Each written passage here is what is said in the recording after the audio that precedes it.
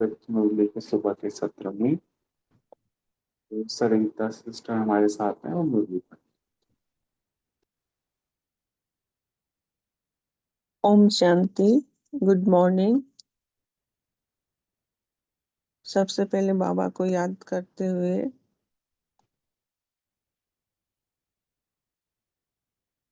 हम 4 अप्रैल 1984 की मुरली आज पढ़ेंगे। ओम शांति। अव्यक्त बाप दादा मधुवन। संगम युग की श्रेष्ठ वेला श्रेष्ठ तकदीर बनाने की वेला है। ये आज बाबा ने हम फरिश्ता सुदेवता कैसे बने, कैसे हमारी तकदीर हम श्रेष्ठ से श्रेष्ठ बनाए। और संगम युग ही एक पूरे कल्प के लिए ये एक ऐसी वेला है जिसमें हम हमारी जो है तकदीर श्रेष्ठ बना करके हमारी तदबीर श्रेष्ठ बना सकते हैं। आइए। ओम शांति। देश विदेश से आए हुए संपन्न और संपूर्ण बनने के पुरुषार्थी बच्चों प्रति अव्यक्त बाप दादा बोले, आज बाप दादा हर एक ब्राह्मण श्रेष्ठ आत्मा के श्रेष्ठ जीवन के जन्म की वेला तकदीर की रेखा देख रहे हैं भी बाबा। आज हम सब बच्चों की ना जन्म की वेला सभी बच्चों की श्रेष्ठ है, क्योंकि अभी युग ही पुरुषोत्तम श्रेष्ठ है। क्योंकि युग कौन सा है? पुरुषोत्तम युग है। श्रेष्ठ संगम युग पर अर्थात श्रेष्ठ वेला में सभी का श्रेष्ठ ब्राह्मण जन्म हुआ है। जन्म वेला सभी की श्रेष्ठ है। तकदीर की रेखा, तकदीर भी सभी ब्राह्मणों की श्रेष्ठ है। हमें नोट करना है, क्योंकि श्रेष्ठ बाप के शिववंशी ब्रह्मा कुमार कुमारी हैं, इसलिए हमारी तकदीर क्या है? श्रेष्ठ है। तो श्रेष्ठ बाप के श्रेष्ठ जन्म, श्रेष्ठ वर्षा, श्रेष्ठ परिवार, श्रेष्ठ खजाने, ये तकदीर की लकीर जन्म से ही सभी की श्रेष्ठ है। बोलते हैं ना कि जन्म कौन सी वेला में या कौन सी घड़ी में पैदा हुए हैं, और चलो हमारी भाग्य की लकीर देखो। तो बाबा बोल रहे हैं ये सब क्योंकि हम हैं ही श्रेष्ठ बाप की श्रेष्ठ हमारा जन्म है, श्रेष्ठ हमारी वर्षा और श्रेष्ठ परिवार और श्रेष्ठ खजाने हमें मिले हैं। तो ये बहुत बड़ी नशे की बात है। और प्राप्ति के कारण तकदीर की लकीर भी श्रेष्ठ है। ये तकदीर सभी बच्चों को एक बाप द्वारा एक जैसी प्राप्त होती है, इसमें अंतर नहीं है। बाबा हम सभी बच्चों को एक जैसी देते हैं। ये कितनी खुशी की बात है। फिर भी एक जैसी तकदीर प्राप्त होते भी नंबरवार क्यों? बाबा यहाँ हमसे खुश नहीं रहते हैं कि भाई सबको मैं एक जैसा देता हूँ, फिर भी तुम नंबरवार क्यों? बाप एक जन्म, बाप एक है, जन्म एक है, वर्षा एक है, परिवार एक है, वेला भी एक संगम युग, फिर नंबर क्यों? वे बाबा प्रश्न पूछ रहे हैं। सर्व प्राप्ति अर्थात तकदीर सभी को बेहद की मिली है, अंतर क्या हुआ? सबको सर्व खजानों से प्राप्ति हुई है। बाबा से जो भी खजाने हमें मिलते हैं सबको सेम मिलते हैं। तकदीर सभी को बेहद की मिली है, फिर अंतर क्यों हुआ? बेहद की तकदीर को जीवन के कर्म की तस्वीर में लाना, इसमें यथाशक्ति होने के कारण अंतर पड़ जाता है। अब इस चीज को हम सुधारेंगे। क्या है? कर्म की तस्वीर। ब्राह्मण जीवन अर्थात तकदीर को तस्वीर में लाना, जीवन में लाना, हर कर्म में लाना। मतलब सब जगह स्मृति का ही खेल है, बाबा बोल रहे हैं। हर संकल्प में, बोल में, कर्म से तकदीरवान को तकदीर अनुभव हो अर्थात दिखाई दे। ब्राह्मण अर्थात तकदीरवान, आत्मा के नयन, मस्तक, मुख की मुस्कुराहट, हर कदम सभी को श्रेष्ठ तकदीर की अनुभूति करावे कि हम किसके बच्चे हैं। इसको कहा जाता है तकदीर की तस्वीर बनाना। तकदीर को अनुभव की कलम से कर्म के कागज के तस्वीर में लाना, तकदीर के तस्वीर की चित्र रेखा बनाना। तस्वीर को सभी बना रहे हो, किसी की तस्वीर संपन्न है और किसी की तस्वीर कुछ न कुछ किसी बात में कम रह जाती है। अर्थात प्रैक्टिकल जीवन में लाने में किसी की मस्तक रेखा, पावा ने यहाँ पे मस्तक रेखा को बताया है, मनसा से। न- नयन रेखा, नयन रेखा को रूहानी दृष्टि। मुख की मुस्कुराहट की रेखा अर्थात सदा सर्व प्राप्ति स्वरूप संतुष्ट आत्मा। संतुष्टता ही मुस्कुराहट की रेखा है। ये हमारा मापदंड हो गया संपन्नता, संपूर्णता का। हाथों की रेखा अर्थात श्रेष्ठ कर्म की रेखा। पांव की रेखा अर्थात हर कदम श्रीमत प्रमाण चलने की शक्ति। इसी प्रकार तकदीर की तस्वीर बनाने में किसी का किसी में, किसी का किसी में अंतर पड़ जाता है। जैसे स्थूल तस्वीर भी बनाते हैं तो कोई को नैन नहीं बनाने आते, कोई को टांग नहीं बनाने आती, कोई मुस्कुराहट नहीं बना सकते, तो फर्क पड़ जाता है ना। जितना संपन्न चित्र उतना मूल्यवान होता है। वो ही एक का चित्र लाखों मूल्य कमाता है, सेम तस्वीर के बनाने को देते हैं तो। और कोई 100 रुपए भी कमाता है, तो अंतर किस बात का हुआ, ये हमें देखना है। बाबा ने बताया अंतर हुआ संपन्नता का। ऐसे ही ब्राह्मण आत्माएं भी सर्व रेखाओं में संपन्न न होने के कारण, किसी एक रेखा, दो रेखा की संपूर्णता न होने के कारण नंबरवार हो जाते हैं। तो आज तकदीरवान बच्चों की तस्वीर देख रहे थे। आज बाबा ने हमारी भी तस्वीर देखी है। हम भी बाबा से प्रॉमिस करेंगे, जहाँ भी हमारे कुछ भी कमी है हम हमारी तस्वीर को संपन्न बनाएंगे।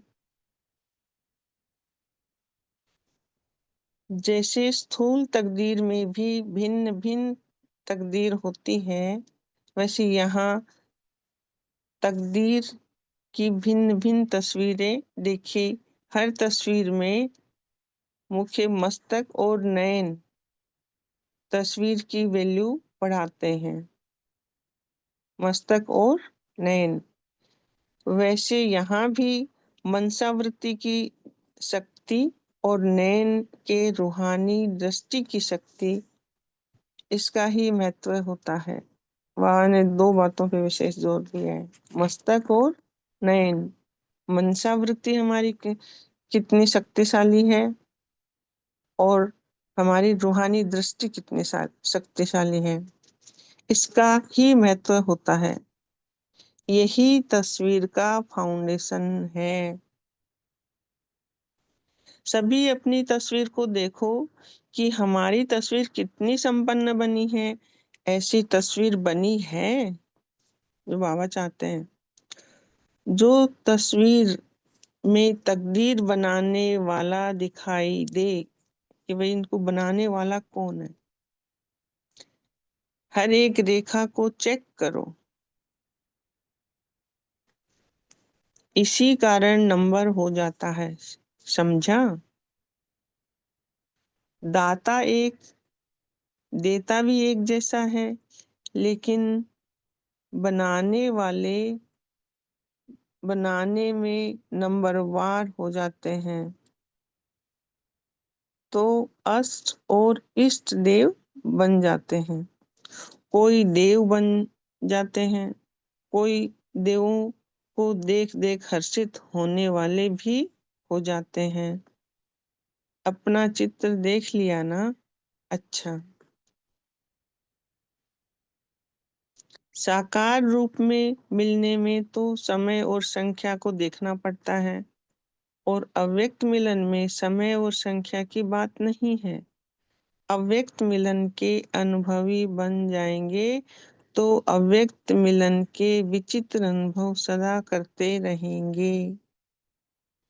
बाप दादा बच्चों को सदा आज्ञा बाप दादा बच्चों के सदा आज्ञाकारी हैं, इसलिए अव्यक्त होते भी व्यक्त में आना पड़ता है। लेकिन बनना क्या है? फिर बाबा पूछ रहे हैं क्या बनना है? अव्यक्त बनना है ना, या व्यक्त में आना है? बताओ। अव्यक्त बनो। अव्यक्त बनने से बाप के साथ निराकार बन घर में चलेंगे। अभी वाया की स्टेज तक नहीं पहुंचे हो। वहां बोल रहे हैं अभी वाया की स्टेज तक नहीं पहुंचे हो। फरिश्ता स्वरूप से निराकार बन घर जा सकेंगे। वाया होते हुए जाएंगे ना। बाबा ने आज रिजल्ट भी दिया भाई, तो हमें इस बात पे विशेष अटेंशन देना है। फरिश्ता स्वरूप से निराकार बन घर जा सकेंगे। तो अभी फरिश्ता स्वरूप बने हो, तकदीर की तस्वीर संपन्न की है। संपन्न तस्वीर ही फरिश्ता है। अब हम पता चल जाएगा कि हमारी तस्वीर कितनी संपन्न है। संपन्न तस्वीर ही फरिश्ता है। अच्छा, सभी आए हुए भिन्न भिन्न जोन के बच्चों को हर एक जोन की विशेषता सहित बाप दादा देख देख हर्षित हो रहे हैं। कोई भाषा नहीं जानते, लेकिन प्रेम और भावना की भाषा जानने में होशियार हैं। और कोई और कुछ नहीं जानते, लेकिन मुरली की भाषा जानते हैं। प्रेम और भावना से न समझने वाले ही समझ जाते हैं। बंगाल बिहार तो सदा बाहरी मौसम में रहते हैं, सदा बहार है। पंजाब बंगाल बिहार को बाबा ने सदाबहार बोला है। पंजाब है ही सदा सभी को हरा भरा करने वाला। पंजाब में खेती अच्छी होती है। हरियाणा तो है ही हरा भरा। पंजाब हरियाणा सदा हरियाली से भरा है। जहाँ हरियाली होती है उस स्थान को सदा कुशल श्रेष्ठ स्थान कहा जाता है। पंजाब हरियाणा सदा खुशी में हरा भरा है, इसलिए बाप दादा भी देख हर्षित होते हैं। अभी आई राजस्थान की। राजस्थान की क्या विशेषता है? राजस्थान चित्ररेखा में प्रसिद्ध है। राजस्थान की तस्वीर बहुत मूल्यवान होती हैं, क्योंकि राजे बहुत हुए हैं ना। तो राजस्थान तकदीर की तस्वीरें सबसे ज्यादा मूल्यवान बनाने वाले हैं। चित्रों की रेखा में सदा श्रेष्ठ हैं। गुजरात की क्या विशेषता है? वहाँ आईना का श्रृंगार ज्यादा होता है। तो गुजरात दर्पण है। दर्पण कहो, आईना कहो, जिसमें बाप की मूरत देखी जा सके।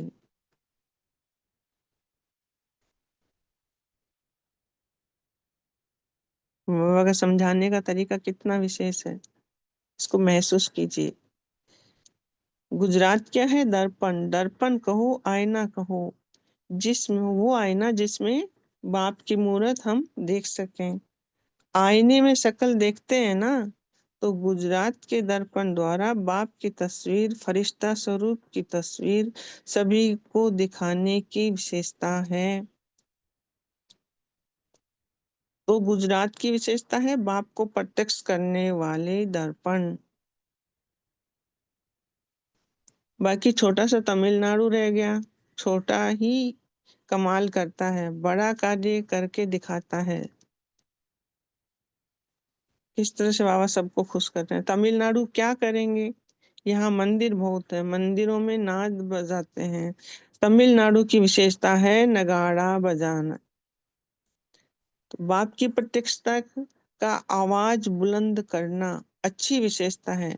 छोटेपन में ही नाद बजाते हैं, भक्त लोग भी बड़े प्यार से नाद बजाते हैं और बच्चे भी बड़े प्यार से बजाते हैं। अब हर एक स्थान अपनी विशेषता को प्रत्यक्ष स्वरूप में लाओ। सबको कार्य दे दिया बाबा ने। सभी जोन वाले से मिल लिए है ना, आखिर तो ऐसा ही मिलना होगा।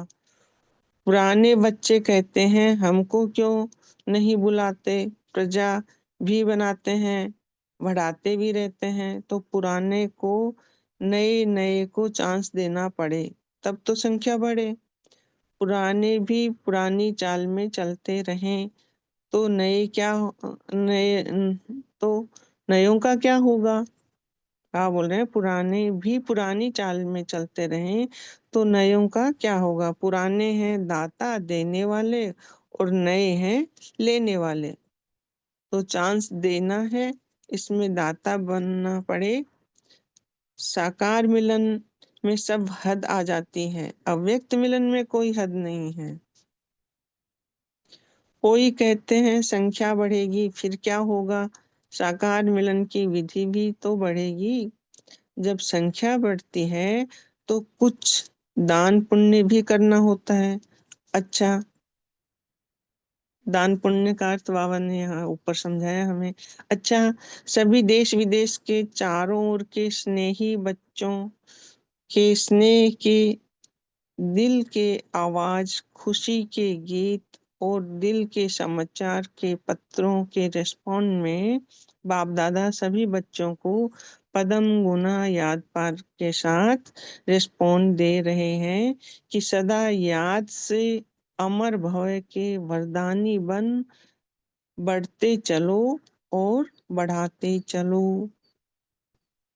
सभी उमंग उत्साह में रहने वाले बच्चों को बाप दादा स्व उन्नति और सेवा की उन्नति के लिए मुबारक दे रहे हैं। मुबारक हो, सदा साथ हो, सदा संपन्न और संपूर्ण हो। ऐसे सर्व वरदानी बच्चों को बाप दादा फिर से याद प्यार दे रहे हैं। याद प्यार और नमस्ते। पार्टी से सदा स्वयं को बाप समान संपन्न आत्मा समझते हो। जो संपन्न है वह सदा आगे बढ़ते रहेंगे। संपन्नता की विशेषता बाबा ने बताई। तो फिर अभी हम ये नहीं बोलेंगे, शिकायतें नहीं करेंगे हम कुछ, क्योंकि हम क्या हैं, बाबा के संपन्न बच्चे। संपन्नता नहीं तो आगे नहीं बढ़ सकते। तो जैसे बाप वैसे बच्चे। बाप सागर हैं तो बच्चे क्या हैं, मास्टर सागर हैं। हर गुण को चेक करो, फिर हर गुण के साथ में हम भी मास्टर सागर हैं। जैसे बाप ज्ञान का सागर है तो हम मास्टर ज्ञान का सागर हैं। बाप प्रेम का सागर है तो हम मास्टर प्रेम का सागर हैं। ऐसे समानता को चेक करो, तब बाप समान संपन्न बन सदा आगे बढ़ते जाएंगे। सदा ऐसी चेकिंग करते हो, सदा इसी खुशी में रहो कि जिसको विश्व ढूंढता है उसने हमको अपना बनाया है। हम किसके बने हैं। तो बाबा को फिर से एक बार याद कर देते हैं। ऐसे मीठे प्यारे बाप दादा को जो हमको सदा संपूर्ण और संपन्न बना रहे हैं, इतने प्यारे मीठे प्यारे बाप दादा को हम बच्चों की तरफ से याद, प्यार और नमस्ते, गुड मॉर्निंग। 1 मिनट बाबा की याद में बैठेंगे।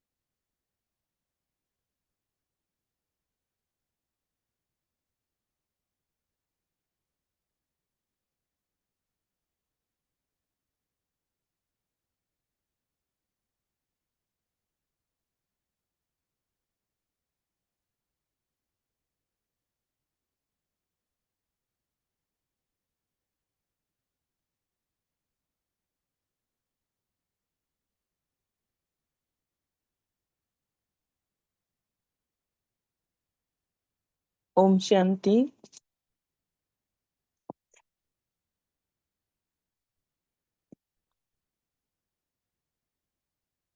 हाँ जी, कविता सिस्टर।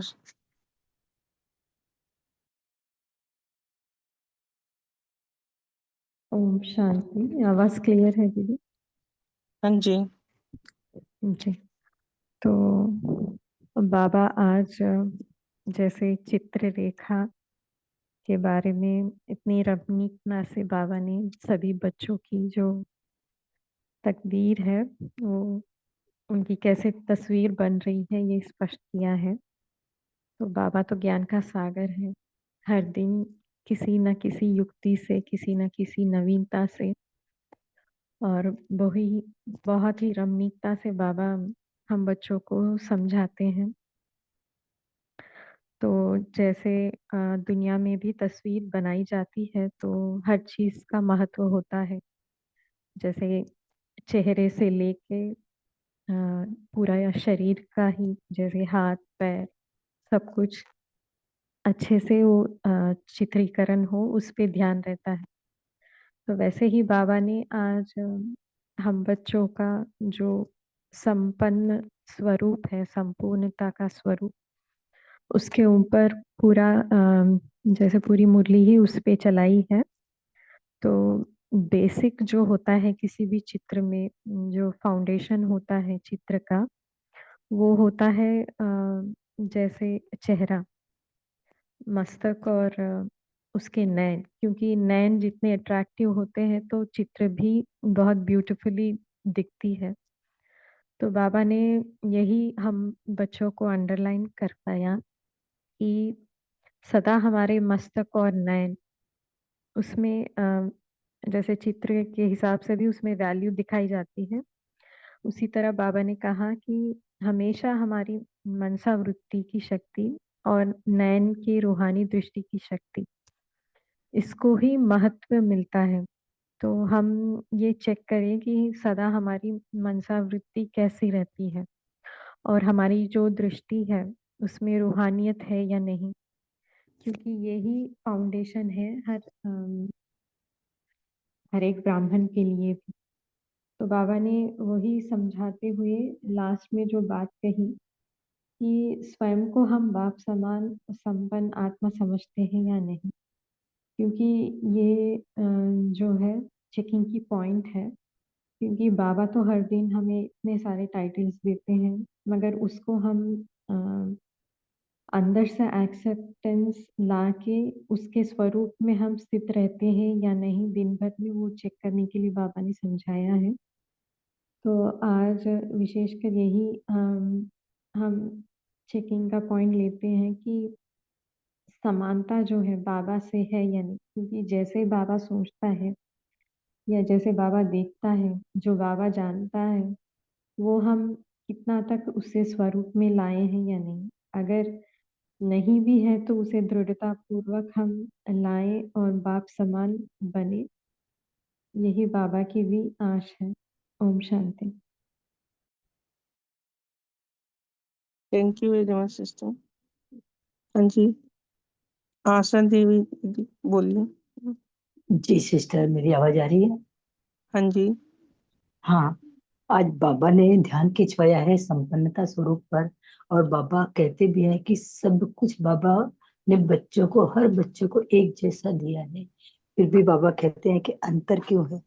बाबा कहते हैं कि दाता भी एक है और देने वाला भी एक है, लेकिन बनाने वाले और बनाने में नंबरवार हो जाते हैं। क्यों हो जाते हैं?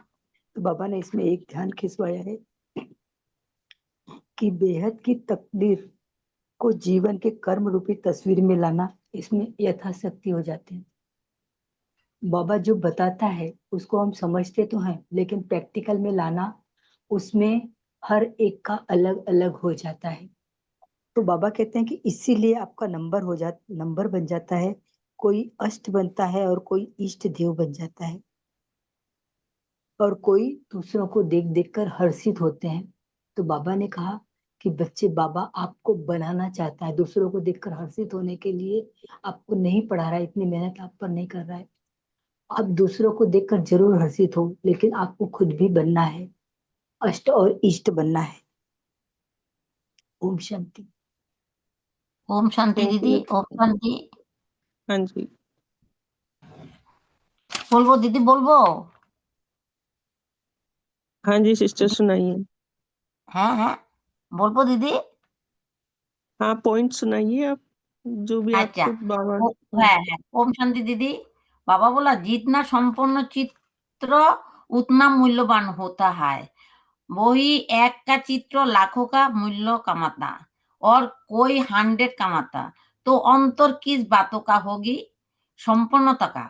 ऐसा नहीं, ऐसा ही ब्राह्मण आत्माओं को भी सर्वरेखा से संपूर्ण ना होने के कारण, किसी एक रेखा दो रेखा की संपूर्णता ना होने के कारण नंबर हो जाता है। ओम शांति।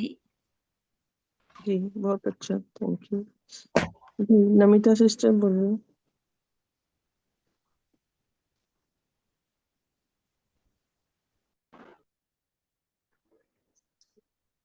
ओम शांति सिस्टर। ओम शांति। बाबा ने बोले ब्राह्मण अर्थात तकदीरवान भाग्यशाली आत्माएं हैं, जिसका हर कदम दूसरा आत्मा को अनुभव कराए। तो ऐसी तकदीरवान बनने के लिए हमारा जीवन शैली में, हमारा हर कर्म में दिखाई देना चाहिए, जो बाबा हम सब ब्राह्मण बच्चों में देखना चाहते हैं।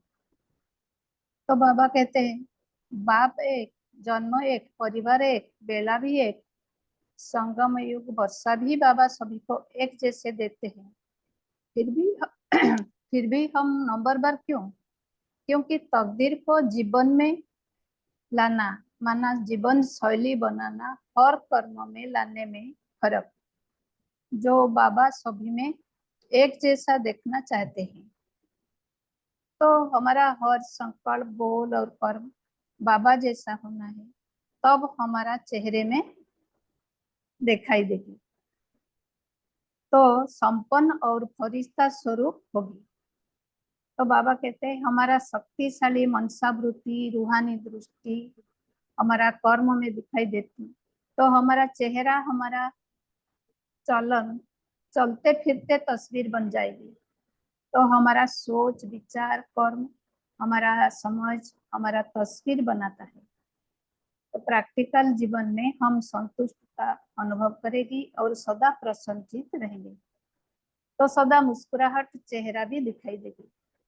तो सदा के लिए तकदीरवान है, यह है ब्राह्मण जीवन में तस्वीर का फाउंडेशन, जो खुद अनुभव करेंगे और दूसरों को भी अनुभव कराएंगे। तो जितना हम व्यक्त जीवन में बनेंगे, अनुभव करेंगे, इतना हम फरिश्ता स्वरूप को भी अनुभव कर पाएंगे। ओम शांति। जी, थैंक यू। ओम शांति। Good morning. तो जैसे सबने अभी एक्सप्लेन किया, तो हम आत्माओं को अपना श्रेष्ठ, संपन्न, संतुष्ट स्वरूप खुद को भी अनुभव होवे और सर्व को भी अनुभव होवे। तो हमारे मनसावृत्ति शक्तिशाली हो, दृष्टि में रूहानियत हो और मुख पर रूहानी मुस्कुराहट हो।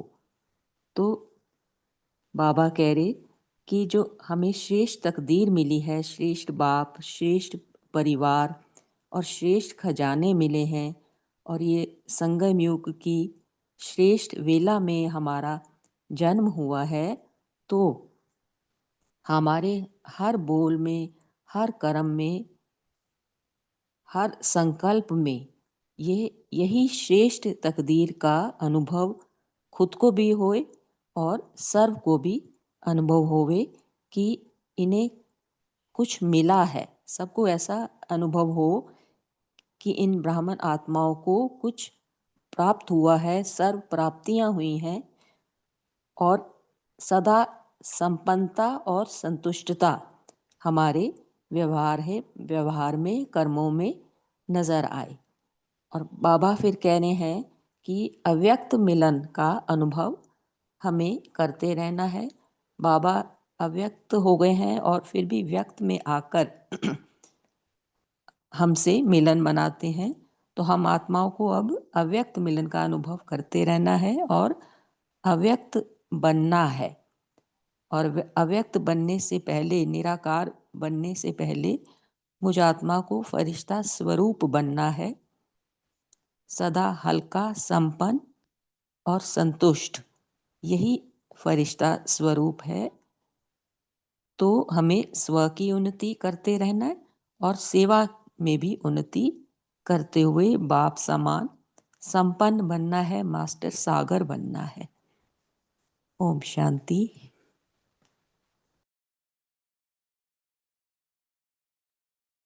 ओम शांति। तो हमारी मनसा वृत्ति कैसे के लिए हम क्या टेंशन रखें, इस पर भी हम थोड़ा चिंतन करें। जैसे बाबा ने तो बोला ही ना, सभी ने शेयर भी कर रहे हैं कि मनसा वृत्ति हमारी शक्तिशाली रहे, तो उसके लिए हम क्या क्या करते हैं अभ्यास, और कैसे स्वच्छता का मतलब कि सभी लोग कार्य व्यवहार में रहते हैं या घर पे भी रहते हैं, तो वो भी साथ में शेयर करें हम। जी गायत्री सिस्टर, आप शेयर कीजिए। ओम शांति। बाबा ने हमें संगम युग की श्रेष्ठ वेला में जो तकदीर दी है, उस तकदीर में बाबा ने यही कहा है कि हम शिववंशी ब्रह्मा कुमार श्रेष्ठ आत्मा बन चुके हैं, और ये बेहद की जो तकदीर मिली है हमें, हम इससे हमारे कर्म की तस्वीर दिखाई देती है, और इस तकदीर की तस्वीर को ही हमने अपने जीवन में लाना है। हम ब्राह्मण बन चुके हैं, तो ये तकदीर की तस्वीर हमारे जीवन में आनी चाहिए। इसके लिए हमें प्रैक्टिकल जीवन में इसको अनुभव करना है। तो इसको बाबा ने कहा, इसको लिखना कैसे है? कलम, अपने कर्मों की कलम से लिखना है। इसको कर्मों की कलम से लिखने के लिए वही जो अभी आपने बोला कि मनसा वृत्ति को शक्तिशाली बनाना होगा। मनसा वृत्ति शक्तिशाली तभी बनेगी जब हम स्वयं को आत्मिक दृष्टि में, आत्मिक स्थिति में रखकर दूसरों को आत्मिक दृष्टि से देखेंगे और पवित्रता की किरणें फैलाते रहेंगे। तो हम मनसा से अपनी वृत्ति को शक्तिशाली बना सकेंगे, और मनसा से जैसे हमारी वृत्ति शक्तिशाली बनेगी, हमारे नैनों में रूहानियत दिखाई देगी। तो वो जो बाबा चाह रहे हैं कि हम ब्राह्मण आत्माओं की तस्वीर, वैल्यूएबल तस्वीर दिखाई दे, वो हम अपने आप में दिखा सकेंगे। उसके लिए हमें क्या बनना पड़ेगा? संपन्न, बाप समान संपन्न बनना पड़ेगा। जैसा बाबा है वैसा हमें बनना है। बाबा ज्ञान का सागर है, तो हम भी ज्ञान, मास्टर ज्ञान के सागर हैं। बाबा प्रेम का सागर, हम मास्टर प्रेम के सागर हैं। बाबा समान बनकर, शक्तिशाली बनकर ही हम अपनी मनसा वृत्ति को शक्तिशाली बना सकते हैं। ओम शांति।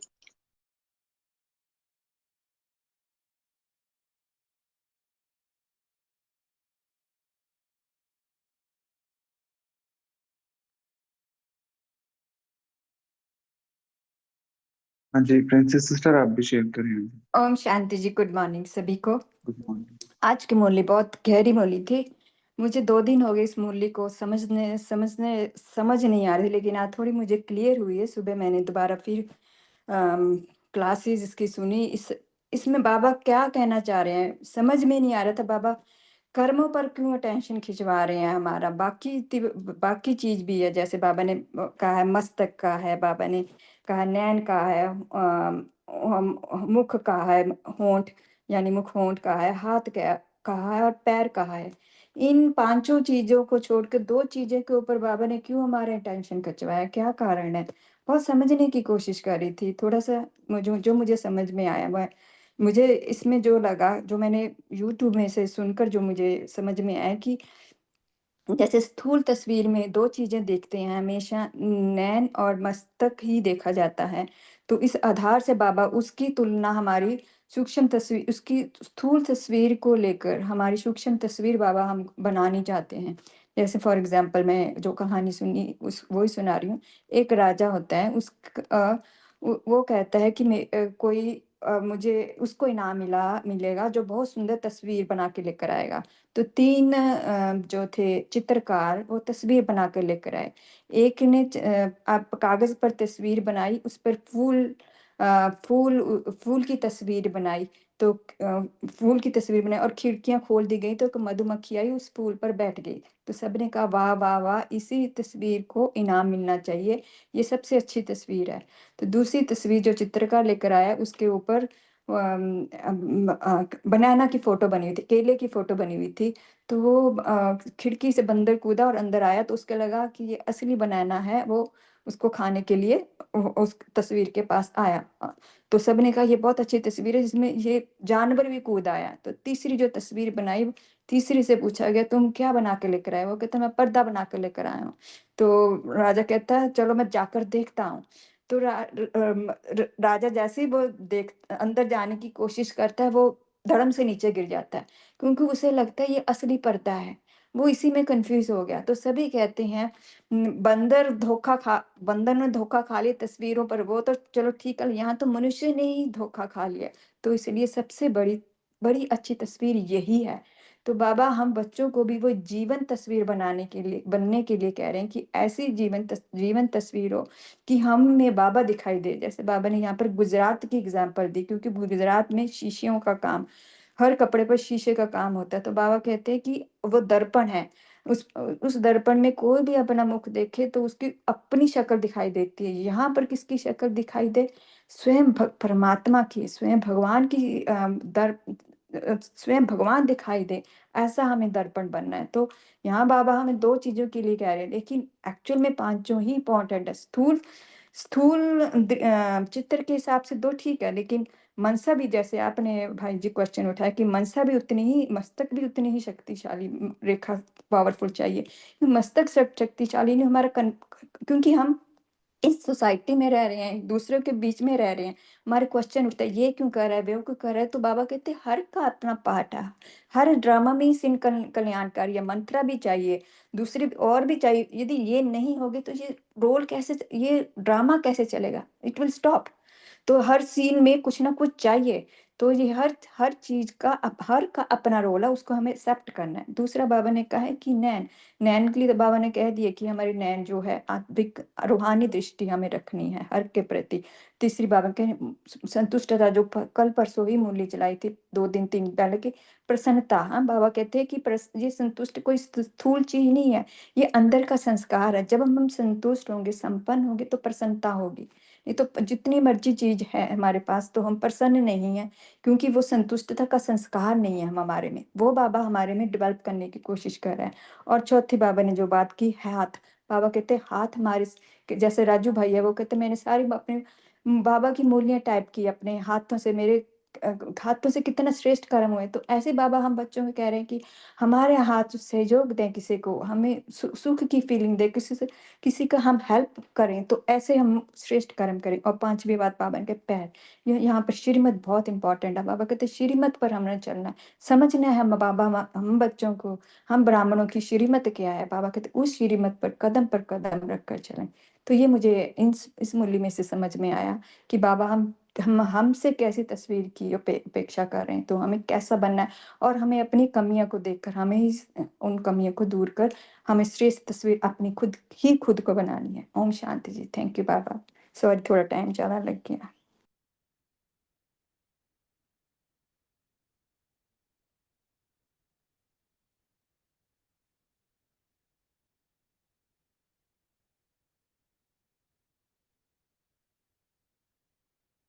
ठीक है, क्विकली शेयर करें अरुणा सिस्टर। ओम शांति। सभी ने बहुत अच्छा शेयर किया। तो एक अब बाबा ने एक अव्यक्त वाणी में कहा था ना कि अद्भुत चित्रशाला, चरित्रों का चित्र, कैसे चरित्र का चित्र देखते हैं तो पवित्रता की पर्सनैलिटी हो, रियलिटी की रॉयल्टी हो और संबंधों की समीपता हो। तो पवित्रता की पर्सनैलिटी जब अंदर से आएगी, चारों तरफ चमकती हुई लाइट जो प्योरिटी होगी, है ना, और दूसरी रियलिटी की रॉयल्टी हो, चेहरे पे हर्षित मुखता हो, स्वच्छता होगी, अंदर से स्वच्छता होगी, सच्चाई सफाई होगी और संबंधों की समीपता की, मस्तक के बीच बाबा ने कहा था चमकता सितारा, जिसकी ज्यादा किरणें थोड़ी किरणें हैं तो लाइट माइट नजर आएगी। तो अंदर से जब हम दिव्य गुणों की धारणा करेंगे, है ना, उसमें भी हमारी वृत्ति सबसे ज्यादा, जैसे अभी सभी ने शेयर किया, तो बस यही ऐड करना था कि बाबा ने इतने सुंदर चरित्र का निर्माण कर रहे हैं, संपन्न चित्र की, जिसकी लाखों की वैल्यू हो जाती है, किसी का 100 रुपए, किसी का 1000 रुपए। तो वो कैसे जब चेहरे से झलक और फलक दिखाई दे कि इन्हों को पढ़ाने वाला कौन है, अंदर से जब पहले अपने अंदर की सफाई हो, सच्चाई सफाई, तब वो बाहर झलक में आएगी। ओम शांति। ओम शांति। एक ही लाइन में बताती हूँ। जैसे बाबा ने मनसा वृत्ति और नयन रूहानी दृष्टि के बारे में, तो क्या होता है, वृत्त जो मेरे अंदर का आकार है, मनसा जो मेरी है, मेरी मनसा क्या है, तो वृत्ति दृष्टि को बदलेगी, तो दृष्टि सृष्टि को बदलती है। तो अगर वृत्ति का बीज सदा ही श्रेष्ठ है तो विधि जो हम करते हैं तो उसमें हमारी सिद्धि भी सफलता पूर्वक होती है, क्योंकि बीज है वृत्ति जो है, और वृक्ष है विधि। तो जब हम इन दोनों विधियों को अपने अपने संपूर्णता की ओर, जब हम संपूर्णता होने का जो बाबा ने नंबरवार, तो जब हम यहाँ पर संपन्न हो जाते हैं तो संपन्न में ही संपन्नता आ जाती है, और संपन्नता से हमारी ये तस्वीर बनती है, और तस्वीर में ही तकदीर बनाने वाले बाबा ने हमें आज बनाया है। तो बाबा ने जैसे लास्ट में भी नंबरवार की जो ये बताया है, तो नंबरवार बाबा ने दो, जो कैसे हम नंबरवार बनते हैं, तो नंबरवार की जो रेखाएं बताई है उसमें हमें संपन्न और संपन्न से संपूर्णता आएगी। ओम शांति। ओम शांति। समय तो हुआ है लेकिन 1 मिनट क्षमा भाव चाहिए। जैसे कि मनसा सेवा बढ़ाने के लिए जैसे अव्यक्त मुरली में कहा है, तो मधुबन में ऐसे एक भट्टी चल रही थी, तो एक आत्मा का फोन बज रहा था, तो बाकी आत्माएं ने अपनी स्थिति नहीं चेंज की, जैसी स्थिति योगी स्थिति चाहिए ऐसी स्थिति रही। तो उस आत्मा को समझ लिया कि ये तो मेरी गलती हो गई है, लेकिन अपनी स्थिति जब हलचल में नहीं आती है तो मनसा सेवा हर एक आत्मा को पहुंच जाती है। ओम शांति।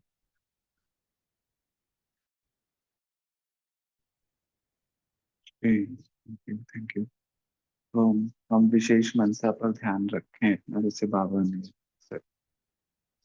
सावित्री सिस्टर ने भी शेयर करा, सबसे इम्पोर्टेंट है हमारी मनसा। तो सब, ऐसा नहीं कि कोई अच्छा है कोई खराब है, सब अच्छे हैं। जो हमने एक बार क्लास भी सुना था ना, जयंती दीदी ने ज्वाइन किया था सब क्लब में, तो उन्होंने बोला कि सभी अच्छे हैं, ये नहीं कि ये अच्छा है ये खराब है, जो भी है सब अच्छे हैं, सब बाबा, सब पवित्र आत्माएं है ना, आदि अनादि स्वरूप में। तो इससे हमारी मनसा वृत्ति बहुत अच्छी रहती है, तो जिससे दृष्टि और सृष्टि भी ऐसे ही कल्याणकारी बनती है। तो वही जो बाबा हमारा चित्र देखना चाहते हैं वो फिर हम बना पाएंगे।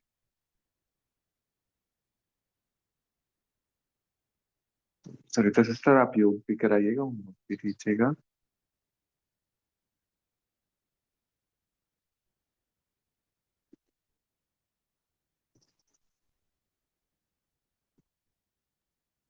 ओम शांति। आज का हमारा विशेष होमवर्क यही रहेगा, हम जब भी ब्रेक लें तब, और जब भी हम बाबा की याद में बैठें तो हम अपने आप को इस नशे में रखें, अपने आप को इस याद में रखें, पुरुषार्थ भी करें। और जो गलतियां उन हमसे अभी तक हो रही हैं, जिसमें हमें बाबा बोलते हैं ना, तस्वीर में जो हमारी कमियां आ रही हैं, कभी कभी हम क्रोध कर लेते हैं, कोई भी बात होती है तो उसको सुधारने की कोशिश करेंगे। तो हम मनन चिंतन करें कि हमारा बाप कौन है, हम किसके बच्चे हैं, इस नशे में रहें। हमारा ये जन्म कितना श्रेष्ठ, सर्वश्रेष्ठ जन्म है। फिर हम वर्षा में क्या पा रहे हैं, हमारा परिवार कौन है, हमें क्या क्या खजाने मिले हैं, इन खजानों को ही हम अपने अंदर भरें।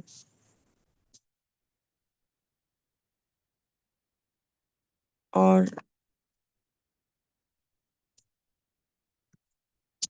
अभी हम योग करते हैं। ओम शांति।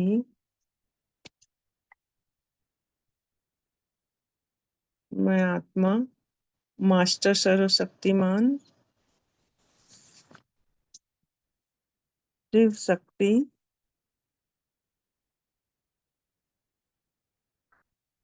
संतुष्ट मणि आत्मा,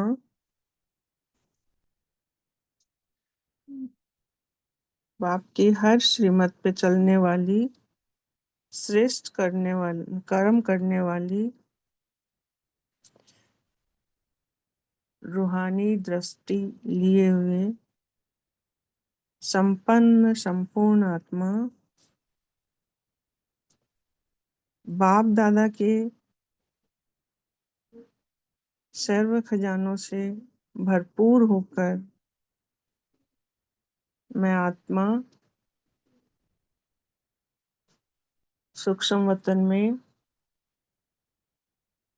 बाप दादा से सर्व खजाने वर्षा में प्राप्त कर संपन्न संपूर्ण अपनी तस्वीर बना रही हूँ, फरिश्ता स्वरूप बन रही हूँ। यहाँ से मैं आत्मा साकार लोक की सर्व आत्माओं को, पुरुष और प्रकृति को, बाबा के सर्व खजानों से संपन्न बना रही हूँ।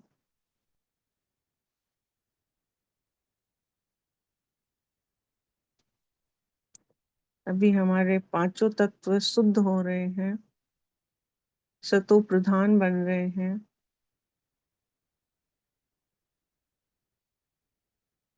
सभी आत्माएं संपन्न हो, बाप दादा को थैंक्स बोल रही हैं। सूक्ष्म वतन से मैं फरिश्ता चला मूल वतन, मेरे घर, मैं आत्मा मेरे परम पिता शिव बाबा ज्ञान सूर्य की संतान, मास्टर ज्ञान सूर्य, पवित्रता के सूर्य की संतान, मास्टर पवित्रता का सूर्य, मास्टर प्रेम सागर बन सबको प्रकाश दे रहे हूँ।